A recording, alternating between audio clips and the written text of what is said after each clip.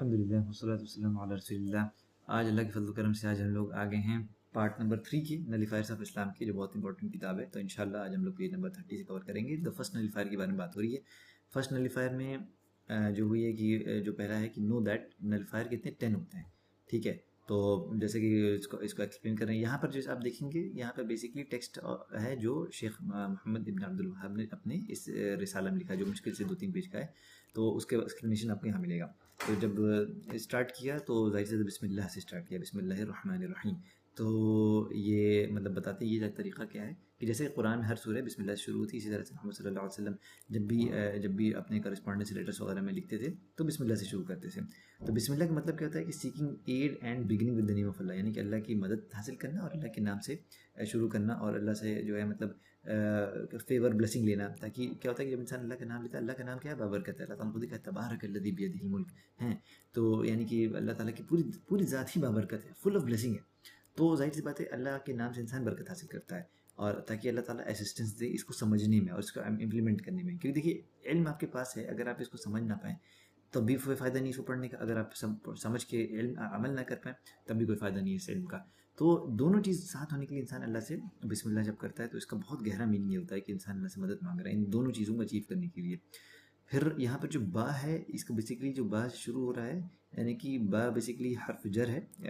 Preposition جو ہے seeking add کا ہے، اس کو کہتے ہیں با آف استعانہ، یعنی کہ با of seeking aid. Its meaning is کہ میں شروع کرتا ہوں اللہ کے نام سے.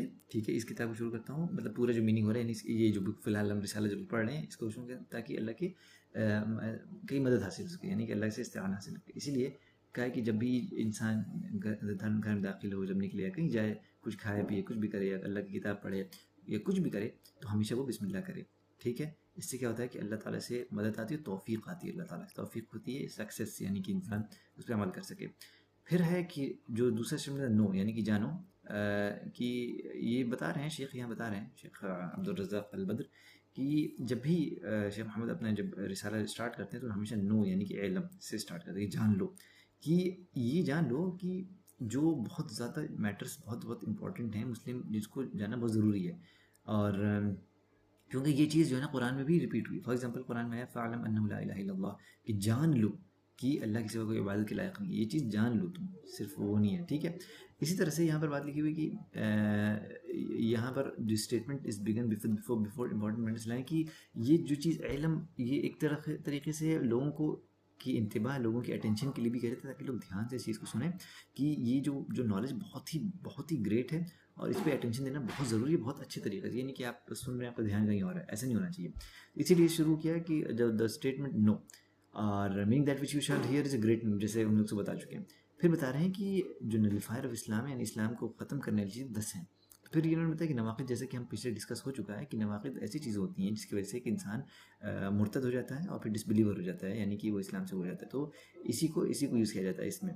اور پھر ایک نیریشن بھی ہے جس میں عمر بن خطاب جو ہیں وہ کہتے ہیں. تو انشاءاللہ اس نیریشن کو یہاں سے اسٹارٹ کریں گے، کاشف یہاں سے 33 34 35 انشاءاللہ، پیج نمبر 33.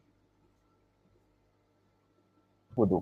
ٹھیک ہے، پھر سے ہم اس اسٹیٹمنٹ کو پڑھ رہے ہیں کہ there is a resemblance between applying the term نواقض to these matters and the term نواقض ٹو دا نلیفائرس آف وضو. کہنے کا مطلب یہ کہ کچھ چیزیں ہوتی ہیں جو انسان اگر کرے گا تو اس کا وضو جو ہے وہ ختم ہو جائے گا، نلیفائی ہو جائے گا. تو مطلب اسلام میں بھی جو چیزیں ایسی ہیں، کچھ ایکشن ایسے ہیں جس کو آپ اگر کریں گے تو آپ اسلام سے باہر ہو جائیں گے. وہ کچھ جو ہے وہ ملتی جلتی ہے نلیفائرس آف وضو سے بھی. ٹھیک ہے، یہ انہوں نے ریلیشن ایک اسٹیبلش کیا.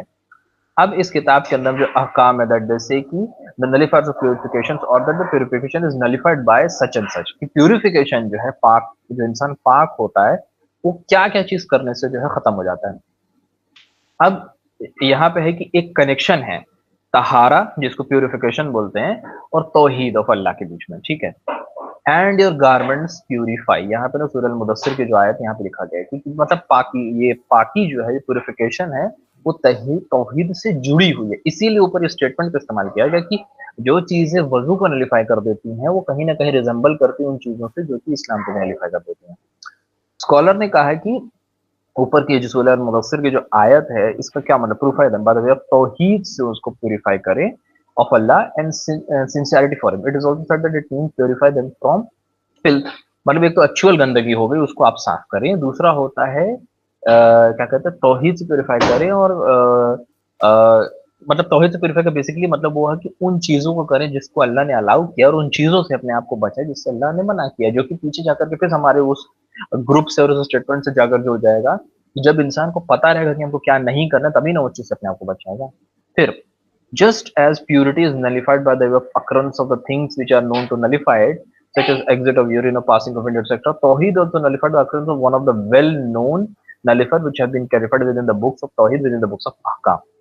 कि जिस तरीके से इंसान को इस चीज का नॉलेज है कि वजू जो है, लेट्स से यूरिन पास कर दिया इंसान या विंड पास कर दिया, इस तरीके की कुछ चीजें, चार पांच कुछ जो चीजें होती है, अगर वो करेगा तो वजू टूट जाएगा।